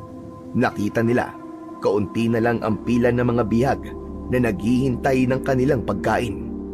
May ilang aswang pa ring nagbabantay, ngunit karamihan ay abala sa pamamahagi ng pagkain. Dahan-dahan silang humalo sa hulihan ng pila at pinanatili nila ang natural na pagkilos para hindi sila mahalata. Buti na lang, walang nakapansin sa atin. Akala ko talaga mabubuking na tayo, kuya. Tumingin si Alfred sa paligid at hinawakan niya ang bagay na nakasabit sa kanyang leeg. Naramdaman niya ang init at lakas na nagmumula roon. Ipinasok niya yon sa loob ng kanyang damit upang walang ibang makakita ng mutya ng Salsagang Kalog. Makalipas ang ilang oras, ay tulog na ang lahat ng biyag sa kulungan na kinaroroonan ni Alfred. Ngunit si Alfred ay gising na gising pa rin. Nakaupo siya sa isang sulok habang mahigpit na hawak ang mutyang nakasabit sa kanyang leeg. Paulit-ulit na umaalingaw-ngaw sa isip niya ang lahat ng sinabi sa kanya ng ermitanyo. Tumingin siya sa paligid at nakita niya ang payat na katawan ng mga bihag. May awang humaplos sa puso niya. Sa tagal na niyang nabubuhay, ay noon lang siya nagkaroon ng pakialam sa ibang tao. Noong nasa mansyon pa siya ng kanyang ama, ay tanging sarili lang niya ang kanyang iniisip. Maya-maya pa ay humiga na si Alfred at sinabi niya sa kanyang sarili na bukas ay kailangan niya nang simulang kausapin ang ibang bihag upang masimulan na nila ang pag-aaklas at paglaban sa mga aswang. Kinabukasan, hindi na nga nag-aksaya pa ng oras si Alfred. Habang naglalakad sila papunta sa lupa kung saan sila nagbubungkal at nagtatanim, ay sinimulan niya ang palihim na pakikipag-usap sa ilang bihag na sa tingin niya ay may lakas ng loob na lumaban. Nilapitan niya si Goryo na may malaking katawan. Oryo, may sasabihin ako sa'yo. Huwag kang maingay. Nagbabalak akong labanan ng mga aswang. Kailangan na nating kumilos. Hindi tayo pwedeng manatili dito habang buhay. Hindi tayo dito mamamatay. Labis ang tuwa ni Alfred nang sabihin ni Goryo na matagal na nitong gustong umalis sa lugar na yon, pero hindi nito alam kung paano. May paraan, Goryo. May paraan. Pero hindi ko to magagawa mag-isa. Kailangan ko ng mga kasama. Hindi lang si Goryo ang kinausap niya. Isa-isa niyang nilapitan ang iba pang bihag. Si Berto na dating mangingisda, si Kaloy na dating karpintero, pati ang babaeng si Rosa na dating tindera sa palengke. Sa una ay may pag-aalinlangan ang ilan, pero ipinaliwanag ni Alfred na kung hindi sila aalis sa lugar na yon, ay baka isa na sa kanila ang sumunod na ialay sa susunod na pagbilog ng buwan. Doon na sumang-ayon ang marami kay Alfred. Tuwing gabi, habang kumakain ay nag-uusap sila ng palihim sa kanilang plano. Napagkasunduan nilang hindi lang basta tumakas, kundi ang labanan at ubusin ang mga aswang upang wala nang mabiktima ang mga yon na ibang tao. Sa mga sumunod na araw, habang nagtatrabaho, ay patuloy silang nagpaplano.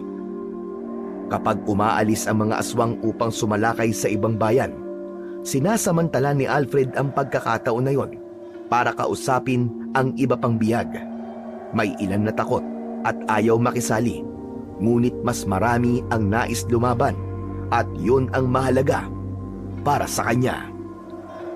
Isang gabi, nakahiga si Alfred sa loob ng kulungan habang nilalaro ng mga daliri niya ang mutya ng salsagang kalog. Katabi niya si Toti na halatang hindi mapakali. Kuya, yan ba yung sinasabi mong bagay na nakuha mo dun sa ipinagbabawal na lugar sa gubat? Oo, Toti, tama ka. Ito ang mutya ng salsagang kalog na ibinigay sa akin ng isang ermitanyo. Ito ang gagamitin ko para pangunahan ang pakikipaglaban kina Macario. Kuya Alfred, kinakabahan ako sa plano natin.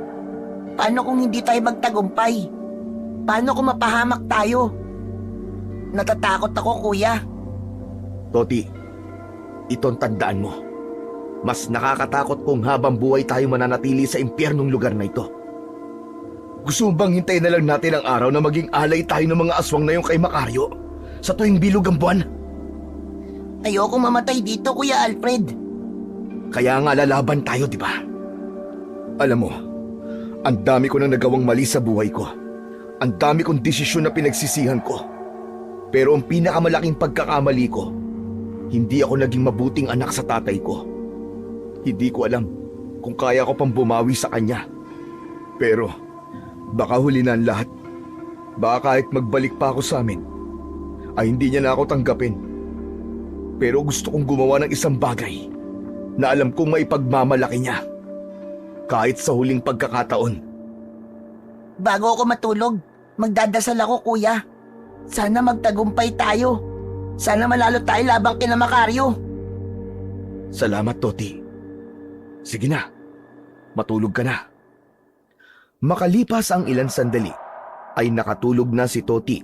Pero si Alfred ay nanatiling gising dahil hindi niya kayang makatulog agad, lalo na't nalalapit na ang araw ng kanilang pag-aaklas. Lumipas pa ang ilang araw, hanggang sa dumating na nga ang araw na pinakahihintay ni Alfred at ng iba pang mga bihag. Mas naramdaman ni Alfred ang lamig ng hangin nang matapos ang kanilang trabaho. Maraang inilapag ng mga bihag ang kanilang mga gamit sa pagtatrabaho, gaya ng mga asarol, itak at palakol sa loob ng isang lumang kubo na siyang imbakan ng mga yon. Si Alfred, tulad ng kanilang napag-usapan, ay sinadya niyang magpahuli sa paglalagay ng ginamit niyang asarol sa kubo. Alam niya na ang huling maglalagay ng gamit sa kubo ang nakatokang magkandado ng kubo. Nang matiyak niyang wala nang nakatingin sa kanya, ay kinuha niya ang isang itak at itinago yon sa likod ng kanyang pantalon. Matapos yon, ay marahan niyang isinara ang pinto, ngunit hindi niya yon kinandado. Habang naglalakad si Alfred papunta sa pila ng mga kumukuha ng pagkain, hinawakan niya ang mutya ng salsagang kalog. Gabayan mo ko sa laban na ito. Gabayan at protektahan mo kaming lahat. Ikaw na lang natitira naming pag-asa. Nagtungo na si Alfred sa pinakahulihan ng pila. Habang papalapit siya sa unahan, ay panay na ang dasal niya. At nang siya na ang nasa harapan ng aswang na namimigay ng pagkain, ay walang pag-aalinlangang hinugot ni Alfred ang itak mula sa likod ng kanyang pantalon. Mabilis niyang ginilitan ng leeg ang aswang na siyang naging hudyat ng kanilang pag-aaklas. Nagkagulo ang lahat. Agad na napansin ng ibang mga aswang ang nangyari. Ngunit bago pa makagalaw ang mga aswang, umalingaw-ngaw ang sigaw ni Alfred sa buong kuta. Ngayon na! Kunin niyo na ang inyong mga sandata! Sabay-sabay na tumakbo ang lahat ng mga bilanggo patungo sa kubo kung saan nakatago ang mga gamit sa pagtatrabaho. Sa loob lamang ng ilang segundo, nabuksan ang pinto nun at nagkanya-kanya ang lahat sa pagkuha ng itak, palakol at asarol. Nang makakuha na ang ilang mga tao ng kanilang sandata, ay doon na nagsimula ang digmaan ng mga bihag laban sa mga aswang. Sa gitna ng kaguluhan, malakas na sumigaw si Alfred upang bigyan ng direksyon ang mga kasama. Huwag kayong magkanya-kanya! Sama-sama tayo! Protektahan ang mahihina! Puntiryahin niyo ang puso at leeg ng mga aswang! Hindi nagpatalo ang mga aswang at umatake rin ang mga yon. Ngunit mas marami sa mga bihag ang determinadong lumaban. Isang matandang magsasaka ang gumamit ng kanyang asarol para atakihin ang isang aswang. Isang babae naman ang buong lakas na inundayan ng itak ang dibdib ng isa pang aswang. Ngunit lahat ay natigilan sa pagdating ni Macario na nasa anyong aswang. Tumayo si Macario sa gitna at matalim na tinignan ang mga bihag. Mga walang utang na loob! Pinakain ko kayo! Hinayaan ko kayo mabuhay sa aking mundo! Tapos ganito lang ang isusukli niyo sa akin! Anong utang na loob ang sinasabi mo, Macario? Ninakaw mo ang aming kalayaan! Ikinulong mo kami sa impyernong lugar na to at ginawa mo kaming alipin para sa pansarili mong interes! Kaya wala kaming utang na loob sa'yo, demonyo ka! Napansin ni Alfred ang pag-atras ng ilang bihag. Ramdam niya ang takot ng mga ito kay Macario. Mga kasama, huwag kayong matakot! Mananalo tayo sa laban na to kung magtutulungan at magkakaisa tayong lahat! Ikaw ang may pakananan lahat ng ito, Alfred! Ang dapat sa'yo ay mamatay! Hindi na sumagot pa si Alfred at sinugod na niya kagad si Macario upang ipakita sa mga kasama niya na walang dapat ikatakot ang mga ito kay Macario. Naramdaman niya ang kakaibang lakas na dumaloy sa kanyang buong katawan mula sa mutya ng salsagan kalog. Tinarget ni Alfred ang leeg ni Macario, ngunit mabilis nitong naiwasan ang pag-atake niya. Hindi sumuko si Alfred. Sa pangalawa niyang pagsugod ay inilagay niya ang buong puwersa sa kanyang braso at hinataw ang dibdib ni Macario. Tumama ang talim ng itak sa dibdib nito at nag-iwan ng malalim na sugat. Napaurong si Macario habang matalim ang tingin kay Alfred. Nakita niyo na, mga kasama! Hindi siya ganun kalakas gaya ng akala natin! Lumaban tayo! Huwag tayong matakot sa kanila! Nang makita ng mga bihag na nasugatan ni Alfred si Macario, ay nakita ni Alfred na nagising ang natatagong tapang ng mga bihag. Muling nagliyab ang kanilang determinasyon na lumaban para sa kanilang buhay at kalayaan. Nag-umapaw ang sigawan, galit at pagiganti ng mga bihag. Ang mga bihag na dating takot at walang laban ay naging parang mga mandirigma na walang takot na nakipaglaban sa mga aswang. Habang abala ang iba sa pakikipaglaban, si Alfred naman ay nakatutok kay Macario. Sa kabila ng sugat ni Macario ay hindi ito nagpakita ng panghihina. Sa halip, lalo pa itong nagalit. Ikaw, Alfred, ikaw ang dahilan ng lahat ng ito. Sisiguraduhin kong pagsisisihan mo ang lahat ng ito. Tapos na kami matakot sa'yo, Macario. Ngayong gabi, sinisiguro ko na makakalaya na kami sa'yo! Mahigpit na hinawakan ni Alfred ang itak at huminga siya ng malalim. Ramdam niya ang matinding enerhiyang dumadaloy sa kanyang buong katawan mula sa mutya ng salsagang kalog. Ang enerhiyang yon ang nagbigay ng lakas at nagpagaan sa kilos ni Alfred. Sa isang iglap, sumugod si Macario kay Alfred. Napakabilis ni Macario at halos hindi ito mahagip ng mata ni Alfred.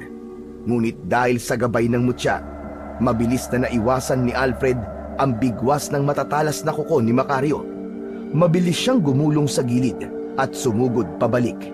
Inundayan niya ng saksak ng itak ang tagiliran ni Macario. Bumaon ang talim ng itak sa katawan ni Macario, ngunit hindi yun naging sapat upang mapatumba niya si Macario.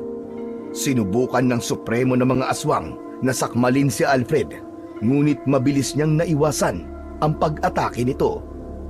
Mabilis na pinaikot ni Alfred ang itak sa kanyang kamay at muli siyang nagpakawala ng matinding pag-atake. Isang malalim na sugat ang iniwan niya sa balikat ni Macario na naging dahilan para mapasigaw ito sa labis na sakit. Sa galit ni Macario ay ubod lakas nitong sinuntok si Alfred at hindi yun nagawang iwasan ni Alfred. Tumama ang suntok na yun sa dibdib niya at tumalsik siya palayo at bumagsak siyang pasadsad sa lupa. Bahagyang kinapos sa paghinga si Alfred. Malakas na humalakhak si Macario na parabang nanalo na ito sa laban. Hinawakan ni Alfred ang mutya ng salsagang kalog at sa pagkakataon na yon ay mas lalo niyang naramdaman ang kapangyarihan ng mutya. Nag-alab muli ang kanyang katawan sa kakaibang determinasyon na kanyang nararamdaman. Mabilis siyang tumayo at ang nasa isip lang niya ng sandaling yun ay kailangan niya nang tapusin ang laban. Huminga ng malalim si Alfred at muling umatake.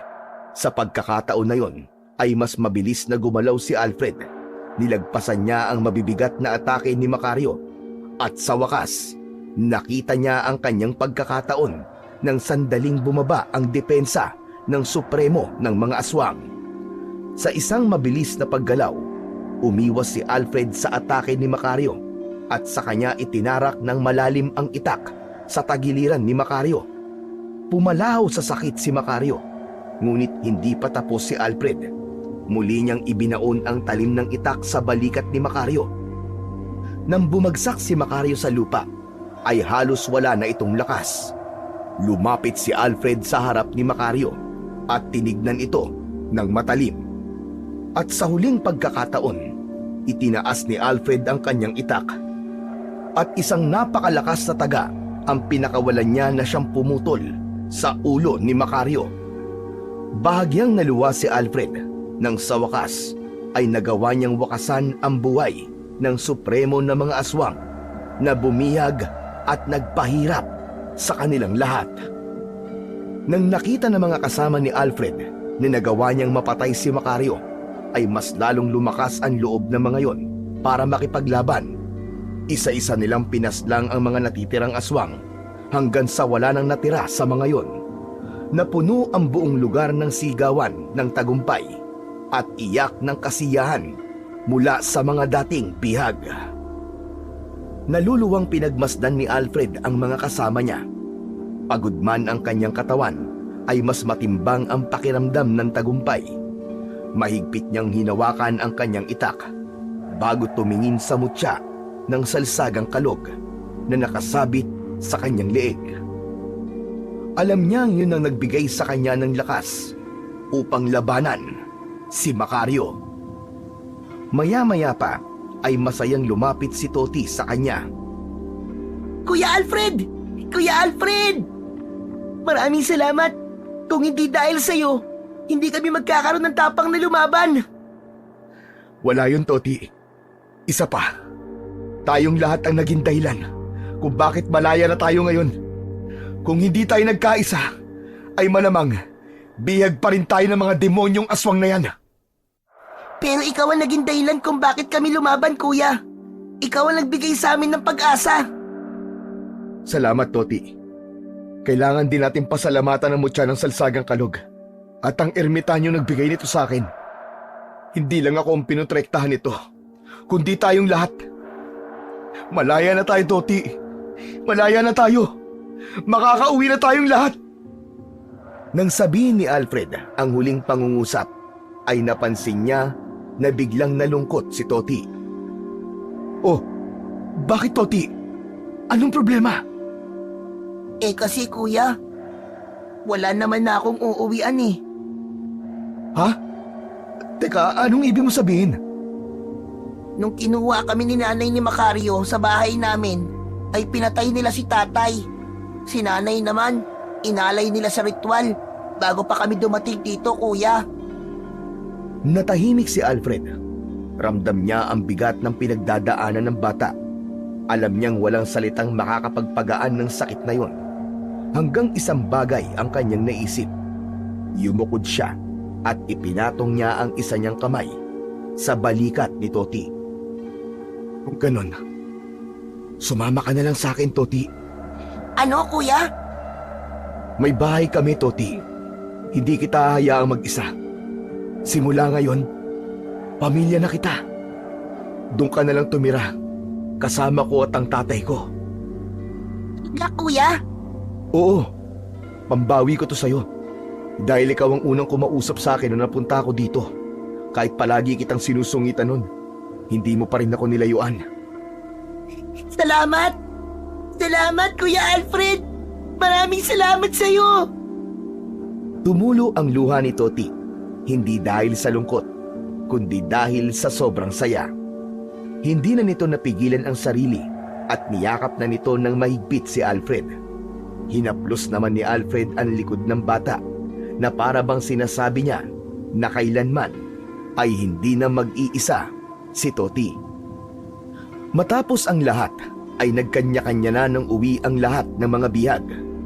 Ang ilan ay naglakad ng magkakasama, habang may iba namang tahimik na naglakad palayo. Dala ang sakit ng pagkawala ng mahal sa buhay sa lugar na yon. Si Alfred at Toti naman ay magkasamang naglakbay pa uwi. Nagawa nilang makiusap sa isang driver ng truck na ihatid sila sa pinakamalapit na barangay sa baryo ni na Alfred. At mula roon ay naglakad na sila papunta sa mansyon ng tatay ni Alfred. Nakilala naman si Alfred ng gwardiya na nasa gate, kaya pinapasok siya nito. Hindi napigilan ni Alfred ang maging emosyonal habang naglalakad siya palapit sa mansyon na matagal niya nang hindi nakita. Pagkapasok nila sa sala, ay agad niyang nakita ang kanyang amang si Emilio na nakaupo sa sofa habang nagbabasa ng dyaryo. Hindi makapaniwalang napatayo si Emilio habang nakatingin kay Alfred. Nanlalabo ang paningin ni Alfred dahil sa luha na tuluyang kumawala sa kanyang mga mata. Papa! Patawad po, Papa! Naubos ko po ang lahat ng perang minana ko sa inyo. Ginamit ko po ang pera sa pagwawalda sa mga walang kakwenta-kwentang bagay. Alam ko pong wala na po akong mukhang maiharap sa inyo. Pero gusto ko po sanang pumalik dito sa bahay. Kahit gawin niyo po akong isang alila, gagawin ko po. Basta't makabalik lang po ako dito. Pumikit si Alfred at inihanda ang sarili sa galit ng kanyang ama. Mabilis na lumapit si Emilio kay Alfred at niyakap siya ng mahigpit. Wala akong pakialam sa perang yun, anak. Walang araw na lumipas na hindi ko ipinagdasal na muli kang bumalik. Patawarin niyo ako, Papa. Patawarin niyo ako. Tama na. Tama na, anak, huwag ka nang umiyak. Ang mahalaga, natagpuan mo ang daan pabalik sa bahay natin. Masaya ko na inako mo ang iyong pagkakamali. Tutulungan kitang magsimula ulit, anak. Hindi na nakapagsalita si Alfred. Ang lahat ng kanyang takot, pagsisisi at pangungulila ay naglaho sa isang yakap.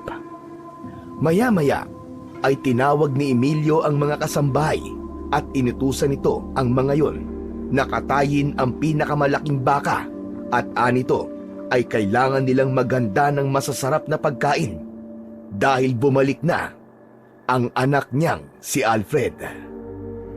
Hindi makapaniwala si Alfred sa bilis ng pagtanggap ng kanyang ama, kaya napagtanto niya na walang magulang ang kayang tiisin ang anak.